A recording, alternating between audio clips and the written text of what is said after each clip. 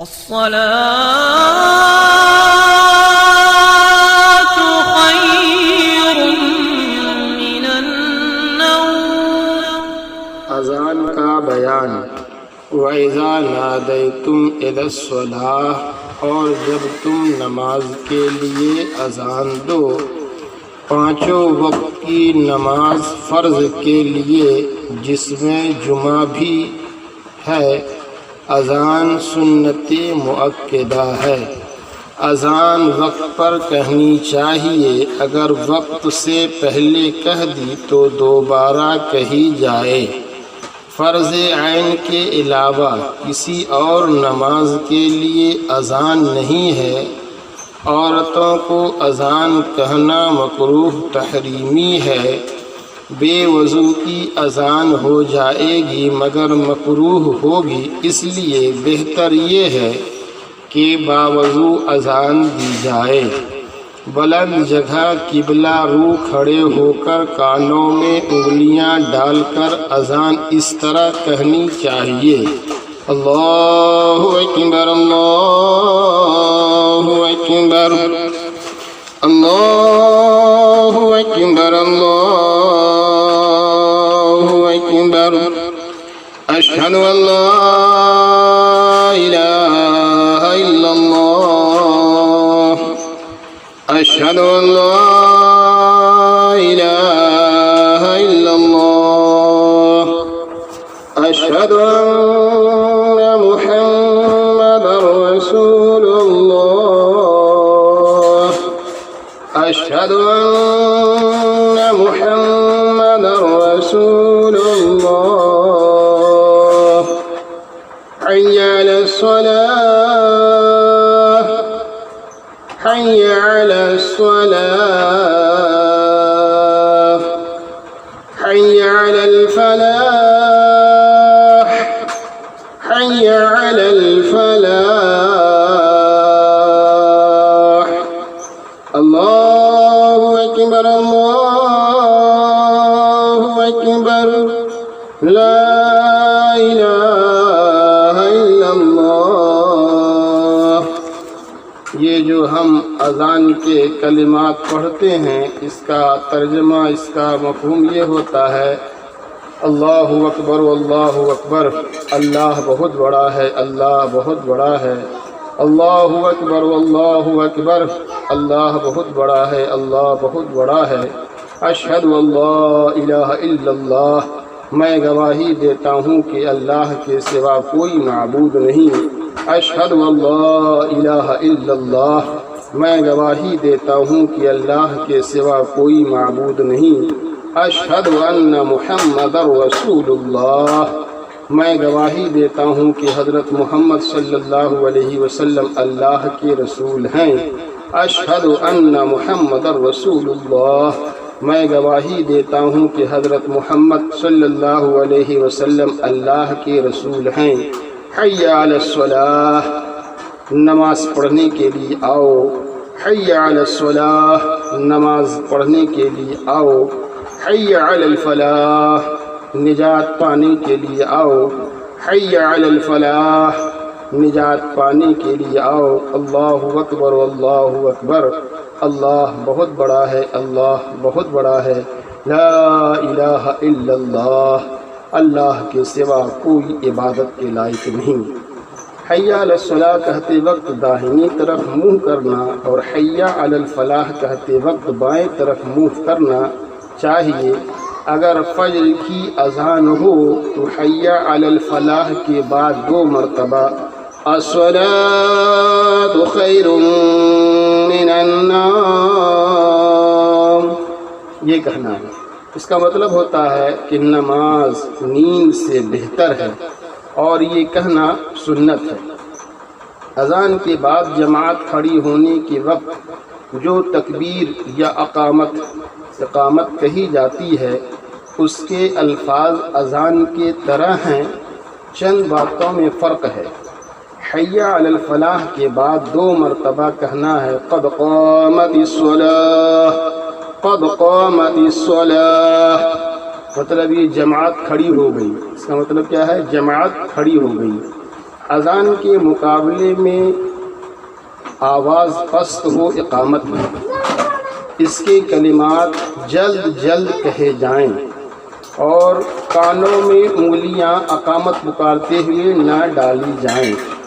اجابت اذان و اقامت دونوں کی اجابت مستحب ہے۔ اجابت کا مطلب یہ ہے کہ سننے والا بھی وہی کلمات کہتا جائے اور اشہد ان محمد رسول اللہ کہتے وقت انگوٹھوں کو چوم کر آنکھوں سے لگائے اور پہلی مرتبہ صلی اللہ علیہ یا رسول اللہ اور دوسری مرتبہ قرۃ عینی بک یا رسول اللہ اللہم متعنی بالسمع والبصر کہے۔ جو ایسا کرے گا حضور صلی اللہ علیہ وسلم اس کی شفاعت فرمائیں گے اور اس کی آنکھوں کی روشنی کبھی نہیں جائے گی۔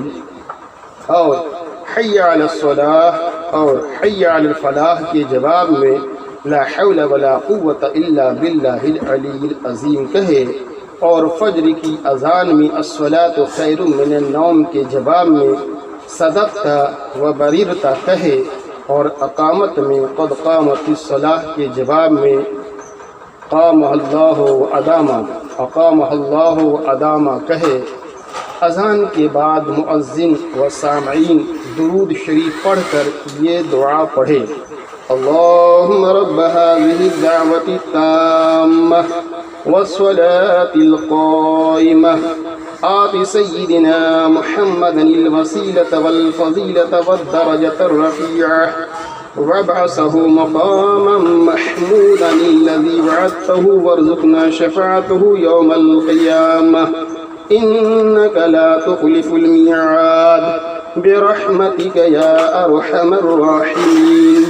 یہ جو ہم دعا اذان کے بعد پڑھتے ہیں، اس کا مطلب، اس کا مفہوم، اس کا ترجمہ یہ ہوتا ہے: اے اللہ، اس دعوت تامہ اور صلاۃ قائمہ کے مالک، تو ہمارے سردار حضرت محمد صلی اللہ علیہ وسلم کو وسیلہ اور فضیلت اور بہت بلند درجہ عطا فرما، اور ان کو مقام محمود میں کھڑا کر جس کا تو نے ان سے وعدہ کیا ہے، اور ہمیں قیامت کے دن ان کی شفاعت نصیب فرما۔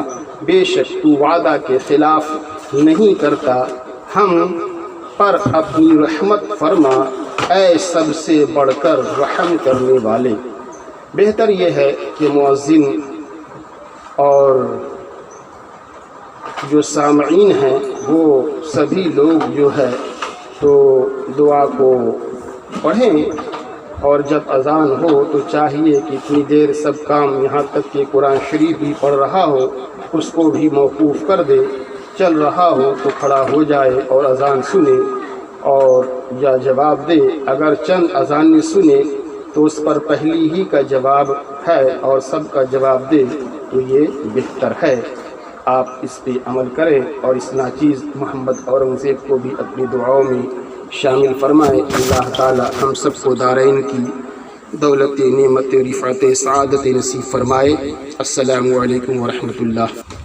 غسل کا بیان: وَإِن كُنتُمْ جُنُبًا فَاطَّهَّرُوا، اور اگر تمہیں نہانے کی ضرورت ہو تو نہا کر خوب ستھرے ہو جاؤ۔ غسل کا مسنون طریقہ: پہلے دونوں ہاتھوں کو گٹوں تک دھوئے، پھر استنجا کرے اور جس جگہ نجاست وغیرہ ہو اس کو دور کرے، پھر وضو کرے اور وضو کے بعد 3 مرتبہ داہنے مونڈھے پر اور 3 مرتبہ بائیں مونڈھے پر، پھر 3 مرتبہ سر پر اور سارے بدن پر پانی بہائے اور ملے، اور کسی سے کلام نہ کرے۔ غسل کے 3 فرض ہیں۔ نمبر 1، غرارہ کرنا، غرغرہ یعنی خوب اچھے سے کلی کرنا، غرارہ کرنا اس طرح کہ پانی حلق کی جڑ تک بہہ جائے۔ نمبر 2، ناک میں پانی ڈالنا کہ جہاں تک نرم جگہ ہے دھل جائے۔ نمبر 3 سارے بدن پر پانی بہانا کہ کوئی جگہ خشک نہ رہ جائے۔ جن صورتوں میں غسل فرض ہے، منی کا شہوت سے نکلنا، سوتے میں احتلام ہونا، مرد عورت سے مباشرت کرنا، خواہ منی نکلے یا نہ نکلے، عورت کا حیض سے فارغ ہونا، نفاس ختم ہونا یعنی بچہ پیدا ہونے کے بعد آنے والے خون کا بند ہونا، یہ غسل مسنون ہے۔ جیسے جمعہ کی نماز اور دونوں عیدوں کی نماز کے لیے احرام باندھنے سے پہلے اور عرفہ کے دن غسل کرنا سنت ہے۔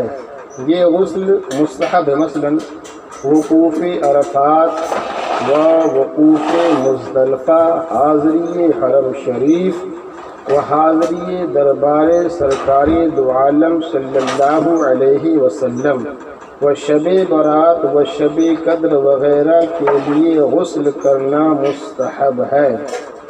چند ضروری مسائل۔ رمضان کی رات کو جنب ہوا، ناپاک ہوا تو بہتر یہی ہے کہ طلوع فجر سے پہلے نہائے تاکہ روزے کا ہر حصہ جنابت سے خالی ہو، اور اگر نہیں نہایا تو روزہ میں کچھ نقصان نہیں۔ جنبی کو مسجد میں جانا، طواف کرنا، قرآن پاک کو چھونا اور پڑھنا حرام ہے۔ جنبی نے اگر درود شریف یا کوئی دعا پڑھ لی تو کوئی حرج نہیں، مگر بہتر یہ ہے کہ وضو یا کلی کر کے پڑھے۔ جنبی کو اذان کا جواب دینا جائز ہے۔ جس پر غسل واجب ہو اس کو چاہیے کہ نہانے میں تاخیر نہ کرے۔ جب ناپاک ہے، غسل واجب ہو گیا تو اس کو چاہیے کہ نہانے میں تاخیر نہ کرے، کیونکہ جس گھر میں جنبی یعنی جنبی مطلب یہ جنب مطلب ناپاک اس کا مطلب ہے، جس گھر میں جنبی یعنی ناپاک ہو اس میں رحمت کے فرشتے نہیں آتے۔ غسل کے لیے پانی نہ ملنے کی صورت میں تیمم کرنا چاہیے۔ وضو کا بیان۔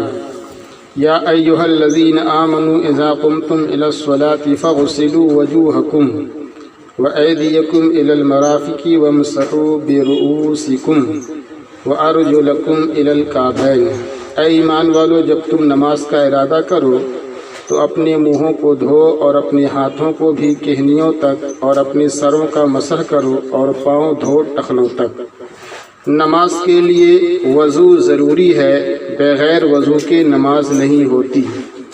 وضو کا طریقہ سماعت فرمائیں۔ پہلے پاکی حاصل کرنے اور ثواب پانے کی نیت کرے اور بسم اللہ پڑھ کر 3 بار دونوں ہاتھ کو گٹوں تک دھوئے، پھر 3 بار کلی کرے اور مسواک کرے، پھر 3 بار ناک میں پانی چڑھائے اور بائیں ہاتھ سے ناک صاف کرے، پھر 3 مرتبہ منہ دھوئے کہ پیشانی بال اگنے کی جگہ سے لے کر تھوڑی کے نیچے تک اور دونوں کانوں کی لو تک کوئی جگہ خشک نہ رہے۔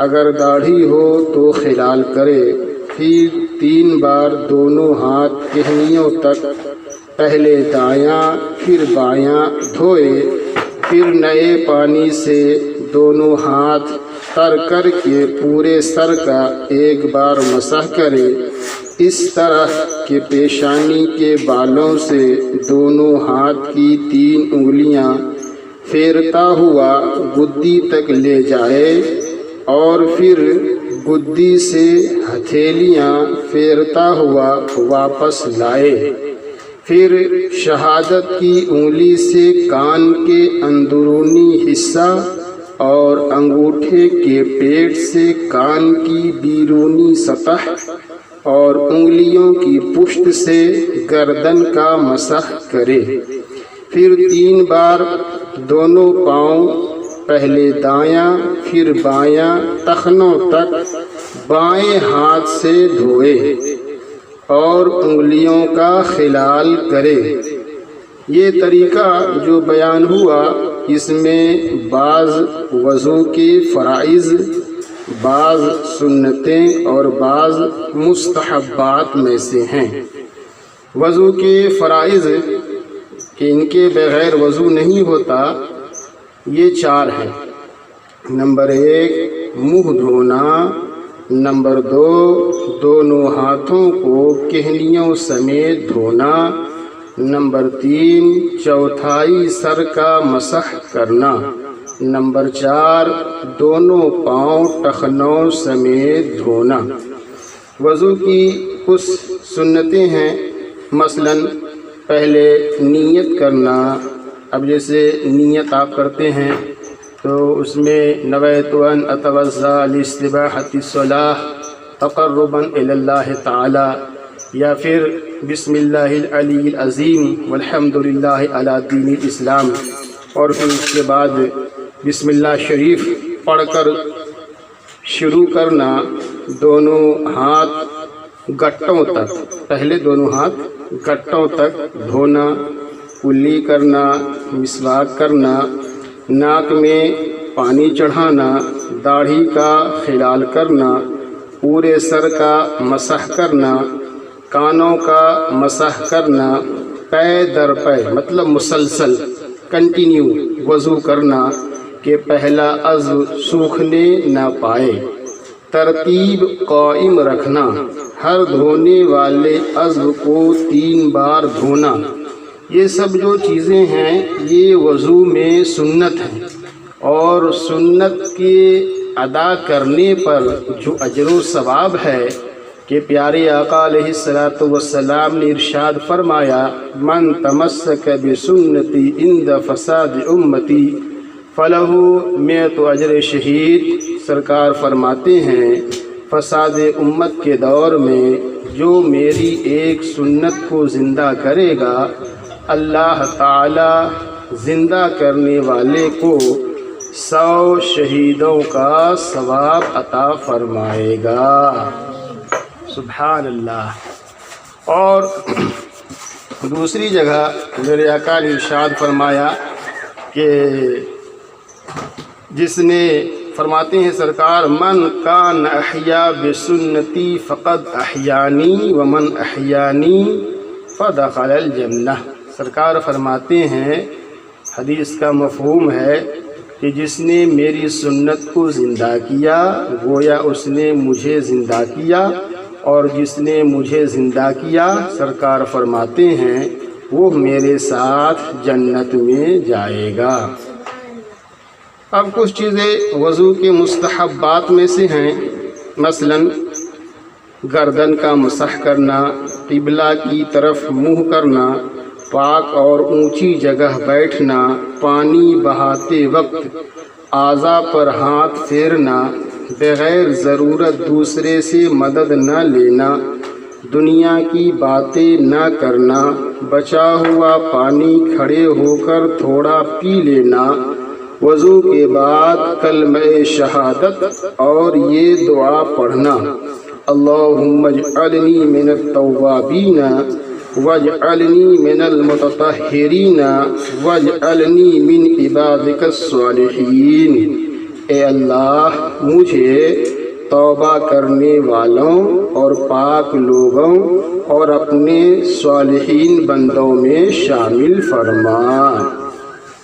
یہ وضو کے مستحبات ہیں۔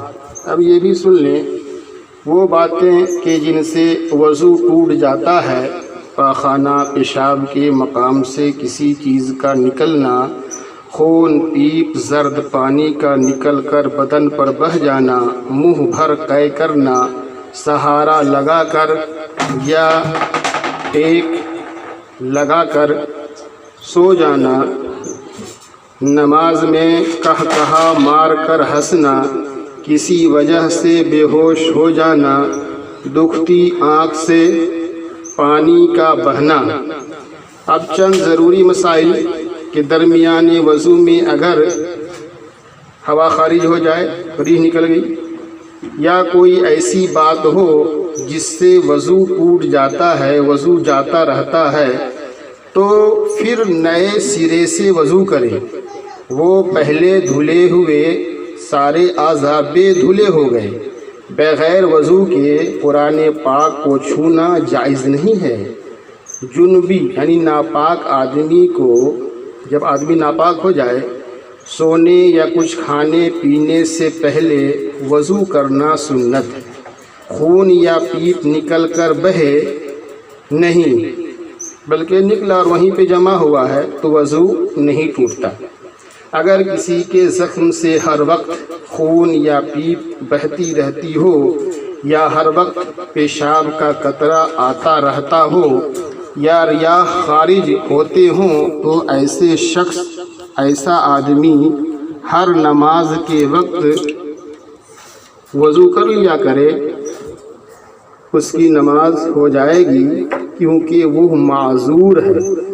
جب تک وقت رہے گا یہ وضو بھی اس کا باقی رہے گا، پھر دوسری نماز کے لیے کوئی دوسرا وضو کو توڑنے والا عمل نہ بھی پایا جائے تو بھی اس کا وضو ٹوٹ جائے گا، اور پھر سے وہ وضو کرے۔ یہ اس کے لیے ہے جسے پیشاب کا قطرہ ٹپکتا رہتا، یا پھر ریاح کا، ہوا خارج ہونے کا مرض ہے، یا زخم ہے جس سے ہمیشہ خون اور پیپ بہتا رہتا ہے، تو یہ اس شخص کے لیے ہے۔ باقی کے لیے یعنی یہ معذور آدمی کے لیے ہے، اور اچھے آدمی کے لیے یہ نہیں ہے۔ تو ان چیزوں پہ آپ عمل کریں۔ نماز پڑھنے کا طریقہ۔ نماز پڑھنے سے پہلے یہ ضروری ہے کہ نمازی کا بدن، کپڑے اور نماز کی جگہ پاک ہو، اور نماز کا وقت ہو گیا ہو۔ پھر باوضو قبلہ کی طرف منہ کر کے دونوں پاؤں کے درمیان 4-5 انگل کا فاصلہ کر کے کھڑا ہو، اور جو نماز پڑھنی ہے اس کا دل سے ارادہ کرے، اور زبان سے کہنا مستحب ہے۔ مثلا نیت کی میں نے آج کی نماز ظہر 4 رکعت فرض یا سنت کی اللہ تعالی کے واسطے۔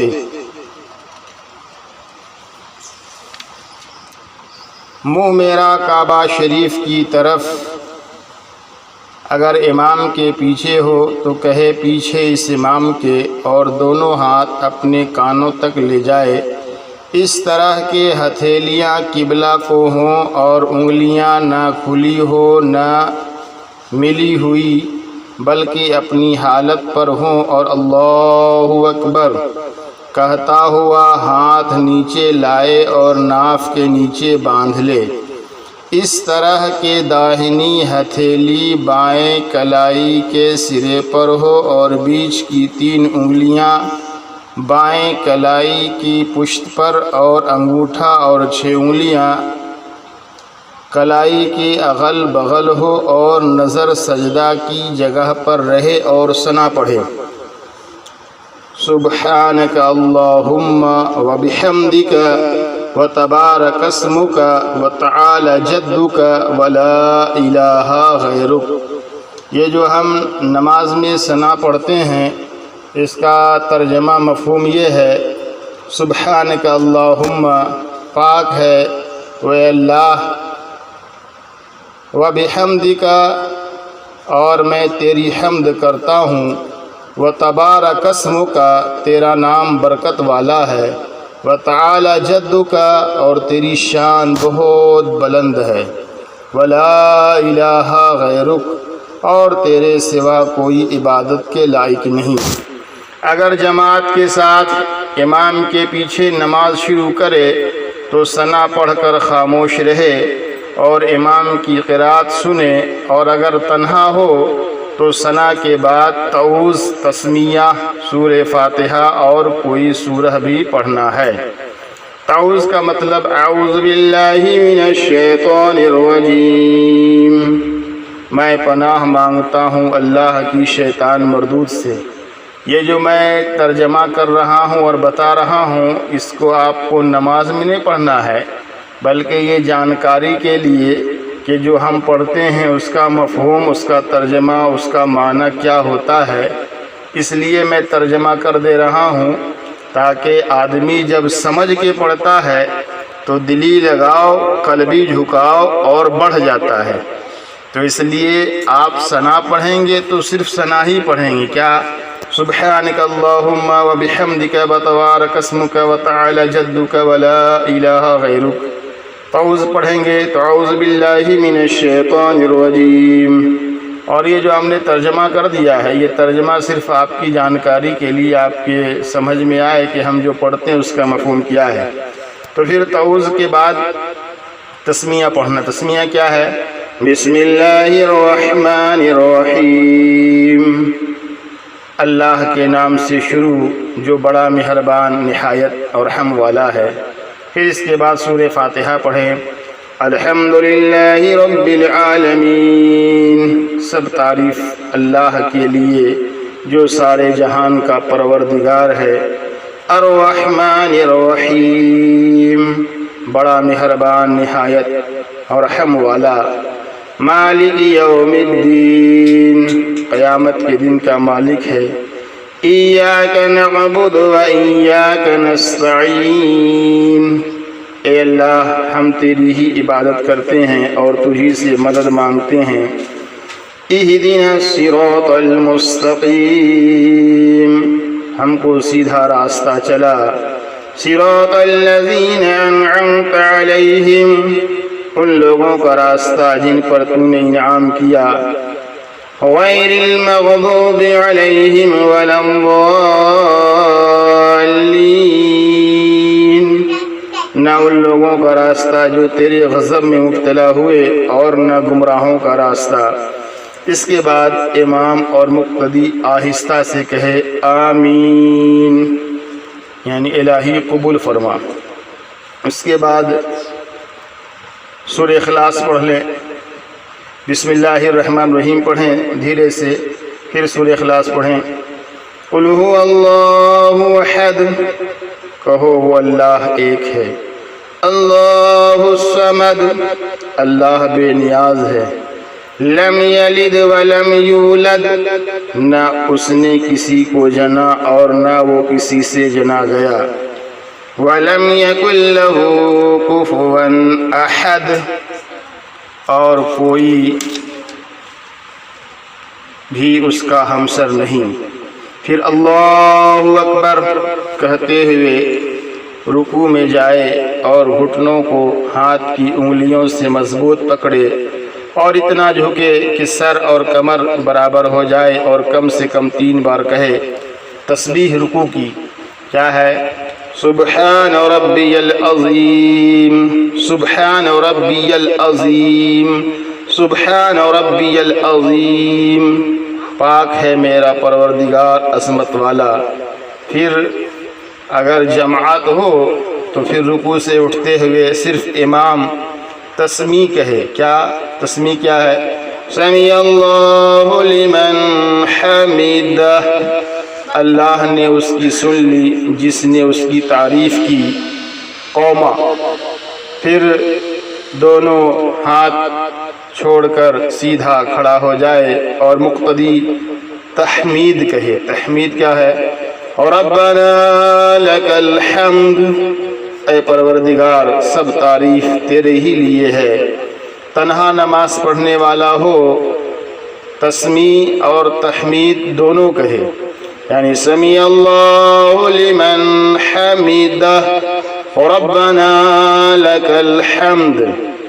تنہا اگر نماز پڑھ رہا ہے تو دونوں کہے، اور اگر جماعت کے ساتھ ہے تو امام کہے گا سمیع اللہ لمن حمدہ، تو مقتدی کہے ربنا لک الحمد۔ پھر اللہ اکبر کہتا ہوا سجدہ میں جائے اس طرح کہ پہلے گھٹنے، پھر دونوں ہاتھ زمین پر رکھے، پھر ناک اور پھر پیشانی خوب جمائے اور چہرہ دونوں ہاتھوں کے درمیان رکھے، اور مرد بازوؤں کو کروٹوں سے اور پیٹ کو رانوں سے اور رانوں کو پنڈلیوں سے جدا رکھے اور کہنیاں زمین سے اٹھی ہوئی ہوں اور دونوں پاؤں کی انگلیوں کے پیٹ قبلہ رو زمین پر جمے ہوئے ہوں اور کم سے کم 3 بار سجدے میں کہے۔ سجدہ کی تسبیح: سبحان ربی الاعلی، سبحان ربی الاعلی، سبحان ربی الاعلی، پاک ہے میرا پروردگار بہت بلند۔ پھر اللہ اکبر کہتا ہوا سجدے سے اس طرح اٹھے کہ پہلے پیشانی، پھر ناک، پھر ہاتھ اٹھے اور بایاں قدم بچھا کر اس پر بیٹھے اور داہنا قدم کھڑا کر کے رکھے کہ اس کی انگلیاں قبلہ رو ہوں اور ہاتھ رانوں پر گھٹنوں کے قریب رکھے کہ ان کی انگلیاں بھی قبلہ رخ ہوں۔ پھر اللہ اکبر کہتا ہوا اسی طرح دوسرا سجدہ کرے اور پھر اللہ اکبر کہتا ہوا کھڑا ہو جائے۔ قیام: تسمیہ: فاتحہ اور کوئی سورہ پڑھ کر یہ دوسری رکعت کے لیے جب کھڑے ہوں گے تو اس میں ثنا نہیں پڑھنا ہے، پہلے تسمیہ یعنی بسم اللہ الرحمن الرحیم، پھر سورہ فاتحہ پوری اور کوئی سورت پڑھ کر اسی طرح رکوع اور سجود کرے، لیکن امام کے پیچھے مقتدی بسم اللہ، فاتحہ اور سورہ نہیں پڑھے گا، وہ خاموش کھڑا رہے گا۔ دوسری رکعت کے دونوں سجدوں سے فارغ ہو کر اسی طرح بیٹھ جائے جس طرح 2 سجدوں کے درمیان بیٹھا تھا۔ اب 2 رکعت مکمل دوسری رکعت کا دونوں سجدہ مکمل کرنے کے بعد بیٹھ جائے اور تشہد پڑھے۔ التحیات للہ والصلوات والطیبات، تمام قولی عبادتیں اور تمام فعلی عبادتیں اور تمام مالی عبادتیں اللہ ہی کے لیے ہیں۔ السلام علیک ایھا النبی ورحمۃ اللہ وبرکاتہ، سلام ہو تم پر اے نبی اور اللہ کی رحمتیں اور اس کی برکتیں۔ السلام علینا وعلی عباد اللہ الصالحین، سلام ہو ہم پر اور اللہ کے نیک بندوں پر۔ اشہد ان لا الہ الا اللہ، میں گواہی دیتا ہوں کہ اللہ کے سوا کوئی معبود نہیں۔ واشہد ان محمدا عبدہ ورسولہ، اور میں گواہی دیتا ہوں کہ حضرت محمد صلی اللہ علیہ وسلم اللہ کے بندے اور اس کے رسول ہیں۔ جب تشہد میں کلمہ لا پر پہنچیں تو داہنے ہاتھ کی بیچ کی انگلی اور انگوٹھے کا حلقہ بنائے اور 6 انگلیاں اور اس کے پاس والی کو ہتھیلی سے ملا دے اور لفظ لا پر کلمہ کی انگلی اٹھائے اور اللہ پر گرا دے اور سب انگلیاں فوراً سیدھی کر دے۔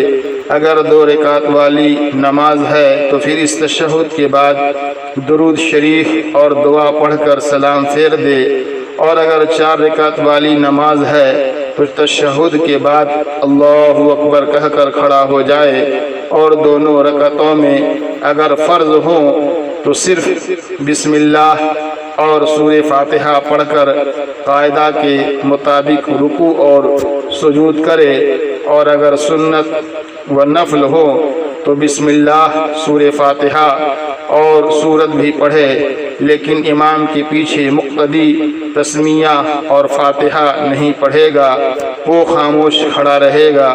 پھر 4 رکعتیں پوری کر کے بیٹھ جائے اور تشہد، درود شریف اور دعا پڑھے اور سلام پھیرے۔ جو نماز میں درود شریف پڑھتے ہیں اس کا نام درود ابراہیم ہے۔ وہ کیا ہے؟ اللہم صلی علی محمد وعلی آل محمد، الہی حضرت محمد صلی اللہ علیہ وسلم پر اور حضرت محمد صلی اللہ علیہ وسلم کی آل پر صلاۃ بھیج۔ کما صلیت علی إبراهيم وعلى آل إبراهيم جس طرح تو نے صلات بھیجی حضرت ابراہیم علیہ السلام پر اور حضرت ابراہیم علیہ السلام کی آل پر، انک حمید مجید، بے شک تو تعریف کیا گیا بزرگ ہے۔ اللہم بارک علی محمد وعلی آل محمد، الہی برکت بھیج حضرت محمد صلی اللہ علیہ وسلم کو اور حضرت محمد صلی اللہ علیہ وسلم، الہی برکت دے حضرت محمد صلی اللہ علیہ وسلم کو اور حضرت محمد صلی اللہ علیہ وسلم کی آل کو، کما بارکت علی ابراہیم وعلی آل ابراہیم، جس طرح تو نے برکت دی حضرت ابراہیم علیہ السلام کو اور حضرت ابراہیم علیہ السلام کی آل کو، انک حمید مجید، بے شک تو تعریف کیا گیا ہے بزرگ ہے۔ یہ درود ابراہیم، اس کے بعد دعائے معصورہ پڑھیں، اور رب اجعلنی مقیم الصلاۃ ومن ذریتی، اے میرے پروردگار مجھ کو نماز کا پابند بنا دے اور میری اولاد کو بھی، ربنا وتقبل دعا، اے ہمارے پروردگار میری دعا قبول فرما، ربنا اغفر لی ولوالدی وللمؤمنین یوم یقوم الحساب، اے ہمارے پروردگار مجھ کو اور میرے ماں باپ کو اور سارے مسلمانوں کو بخش دے اس روز جب کہ عملوں کا حساب ہونے لگے۔ یہ دعائے معصورہ، اور چاہے رب اجعلنی مقیم الصلاۃ کے بجائے یہ دعا پڑھ لے، یہ بھی دعائے معصورہ ہے۔ اگر یہ نہیں تو یہ پڑھ لے، اللہم انی ظلمت نفسی ظلما کثیرا ولا یغفر الذنوب الا انت فاغفر لی مغفرۃ من عندک وارحمنی انک انت الغفور الرحیم، اے اللہ بے شک میں نے اپنی جان پر بہت ظلم کیا اور تیرے سوا کوئی گناہوں کا بخشنے والا نہیں، سو اپنی خاص بخشش سے مجھ کو بخش دے اور مجھ پر رحم کر، بے شک تو ہی بخشنے والا مہربان ہے۔ پھر نماز ختم کرنے کے لیے ایک بار دائیں پھر ایک بار بائیں طرف منہ کر کے سلام کہے۔ سلام کیا ہے؟ السلام علیکم ورحمۃ اللہ، تم پر سلامتی ہو اور اللہ کی رحمت۔ داہنی طرف کے سلام میں داہنی طرف کے فرشتوں اور نمازیوں کی نیت کرے کہ میں ان کو سلام کہہ رہا ہوں، اور بائیں طرف کے سلام میں بائیں طرف کے فرشتوں اور نمازیوں کی نیت کرے، اور جس طرح امام ہو اس طرف کے سلام میں امام کی بھی نیت کرے، جس طرف امام ہو اس طرف کے سلام میں امام کی بھی نیت کرے، اور اسی طرح امام بھی دونوں طرف کے سلاموں میں فرشتوں اور مقتدیوں کی نیت کرے، اور جب تنہا ہو تو دونوں طرف کے فرشتوں کی نیت کرے۔ یہ نماز پڑھنے کا طریقہ مردوں کے لیے ہے، عورتوں کے لیے چند باتوں میں فرق ہے۔ عورت تکبیر تحریمہ کے وقت ہاتھ کندھوں تک اٹھائے اور کپڑے سے باہر نہ نکالے گی۔ تکبیر تحریمہ کے وقت عورت ہاتھ کندھوں تک اٹھائے گی اور کپڑے سے باہر نہ نکالے گی۔ قیام میں سینے پر ہاتھ باندھے گی اور ہتھیلی پر ہتھیلی رکھے گی۔ رکوع میں کم جھکے گی اور گھٹنوں کو جھکائے گی اور ہاتھ گھٹنوں پر رکھے گی، مگر ان کو پکڑے گی نہیں اور انگلیاں کشادہ نہ رکھے گی۔ رکوع و سجود سمٹ کر کرے گی۔ سجدے میں پیٹ ران سے اور ران پنڈلی سے ملائے گی اور ہاتھ زمین پر بچھا دے گی۔ اتحیات میں بیٹھتے وقت دونوں پاؤں داہنی طرف یا بائیں طرف نکال کر سورین پر بیٹھے گی اور انگلیاں ملا کر رکھے گی۔ باقی سب کچھ اسی طرح کرے گی۔ نماز کے بعد کی دعائیں اور اذکار بھی ہے۔